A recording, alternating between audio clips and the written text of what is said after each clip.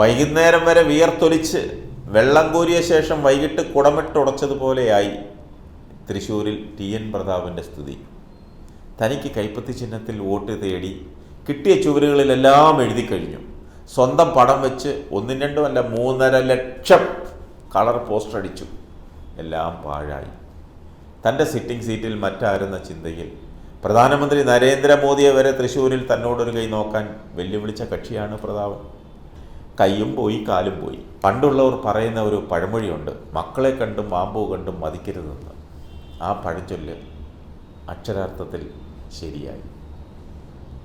പത്മജ BJPയിൽ പോയതിന് താനെന്ത് പിഴച്ചു? അത് അവരുടെ കുടുംബകാര്യം. തൃശ്ശൂരിൽ താൻ ഉഴുതുമറിച്ച കളത്തിൽ ഫലം കൊയ്യാൻ മുരളീധരനാണ് വന്നത്. മുരളീധരനാണ് ഭാഗ്യം. താൻ ഒടുവിൽ കളത്തിന് പുറത്തുമായി എന്നാണ് പല സുഹൃത്തുക്കളോടും പരിഭവം പങ്കുവച്ചത്. എന്നുവെച്ചാൽ പ്രതാപൻ പിണങ്ങുവെന്നോ കരഞ്ഞ് ബേളം കൂട്ടുവെന്നോ കരുതിയവർക്ക് തെറ്റി. അങ്ങനെ ഒന്നും പ്രതാപൻ ചെയ്യില്ല.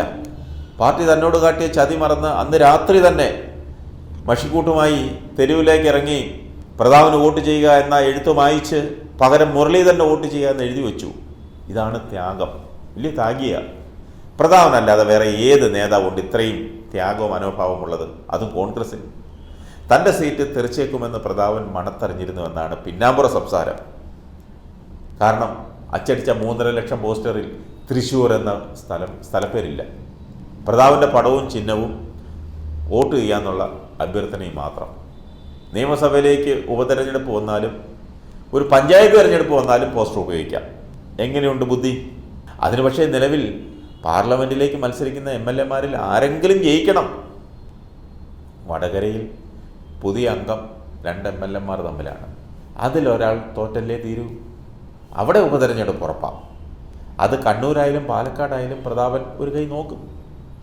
ഏതായാലും സുനിൽ കുമാറിനും സുരേഷ് ഗോപിക്കും ഒപ്പം മുരളീധരനും കൊമ്പ് കോർക്കാൻ കച്ച മുറുക്കിയതോടെ തൃശ്ശൂരിൽ ശക്തമായ ത്രികോണ മത്സരത്തിന് കളമൊരുങ്ങി. യഥാർത്ഥത്തിൽ പത്മജയെ തോൽപ്പിക്കാനാണ് മുരളീധരനെ പാർട്ടി ഉടുപ്പും തയ്പ്പിച്ച് രംഗത്തിറക്കിയത്. ക്രൈസ്തവർ ഉൾപ്പെടെ മതനേതാക്കളുമായി മുരളീധരനുള്ള ബന്ധത്തിലൂടെ ഇത് കഴിയുമെന്നാണ് കോൺഗ്രസ്സുകാർ കണക്കുകൂട്ടുന്നത്. പത്മജയിലൂടെ സ്ത്രീകളുടെ ഉൾപ്പെടെയുള്ള വോട്ടുകൾ സുരേഷ് ഗോപിക്ക് മറിക്കാമെന്ന കണക്കൂട്ടലാണ് BJPക്കുള്ളത്. വിജയിച്ചാൽ സുരേഷ് ഗോപി കേന്ദ്രമന്ത്രിയാകുമെന്ന് വരെ പ്രചരിപ്പിക്കുന്നു. മാത്രമല്ല തൃശ്ശൂരിൽ വികസന വിപ്ലവം കൊണ്ടുവരുമെന്നും BJP വാഗ്ദാനം ചെയ്യുന്നു. BJPയുടെ ഈ തന്ത്രത്തെ ചെറുക്കാൻ മുരളിയുടെ ശ്രമം ചില്ലറയൊന്നുമല്ല. പത്മജ പ്രചാരണത്തിനിറങ്ങുമെന്ന് ഉറപ്പായി. BJP നേതാക്കൾ പരസ്യമായി പറയുകയും ചെയ്തു.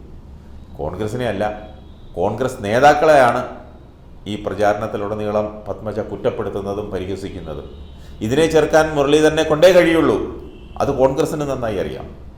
അധികാരത്തിന് പിന്നാലെ പോകുന്നവരാണ് കോൺഗ്രസ് നേതാക്കളെന്നും അങ്ങനെയുള്ള പാർട്ടിയാണ് കോൺഗ്രസ് എന്നും വർഗീയതയ്ക്കെതിരെ യഥാർത്ഥ ബദൽ ഇടതുമുന്നണി എന്നുമാണ് LDFന്റെ വാദം.